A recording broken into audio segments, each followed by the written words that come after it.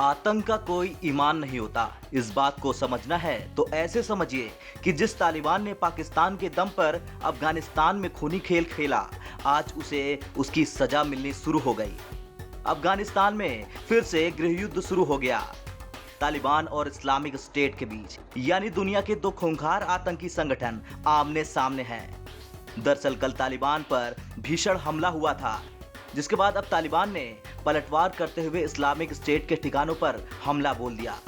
इस बात की पुष्टि तालिबानी प्रवक्ता ने खुद की। उन्होंने बताया कि काबुल में तालिबानी सुरक्षा बलों ने एक इस्लामिक स्टेट यानी आईएस के ठिकानों को तबाह कर दिया।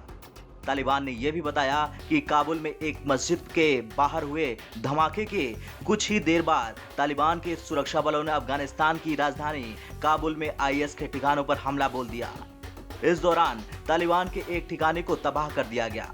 बता दें, अफगानिस्तान की राजधानी काबुल में एक बम धमाका हुआ, वो भी एक मस्जिद के बाग में, जिसमें लगभग 5 लोगों की जानें चली गई। जिसके बाद तालिबान के गृह मंत्रालय के प्रवक्ता ने इस घटना को लेकर बयान जारी किया, जिसमें उन्होंने कहा कि रविवार को यहां एक मस्जिद के प्रवेश स्थल पर हुए बम विस्फोट में कम से कम 5 नागरिकों की मौतें हुई।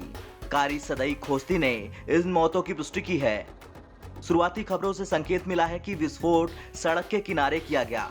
तालिबान के आधिकारिक प्रवक्ता बिलाल करीमी ने साफ शब्दों में कहा कि 3 संदिग्ध को गिरफ्तार कर लिया गया है। तालिबान ने उत्तरी काबुल में खैर खाना के पड़ोस में इस्लामिक स्टेट के एक ऑपरेशन सेंटर पर कार्रवाई की। हालांकि अब तक ये साफ नहीं हो पाया कि इस मिलिट्री ऑपरेशन में कितने आईएस आतंकी मारे गए या कोई तालिबानी घायल हुआ या फिर नहीं। हमले में तालिबानी आतंकियों को नुकसान नहीं पहुंचा। हमले में मारे गए नागरिक मस्जिद के दरवाजे के बाहर खड़े थे। उन्होंने मरने वालों की संख्या नहीं बताई और कहा कि जांच जारी है। चलिए अब आपको बताते हैं ये हमला हुआ कहां और उस वक्त वहां पर हो क्या रहा था। दरअसल ये हमला काबुल के ईदगाह मस्जिद को निशाना बनाकर किया गया। इस जगह पर तालिबान के प्रवक्ता जबी उल्लाह मुजाहिद की मां की स्मृति में प्रार्थना का आयोजन किया जा रहा था। इस घटना के बाद मुजाहिद ने एक के बाद एक ट्वीट किया और ये दावा किया कि हमले में कोई भी नागरिक नहीं मारा गया।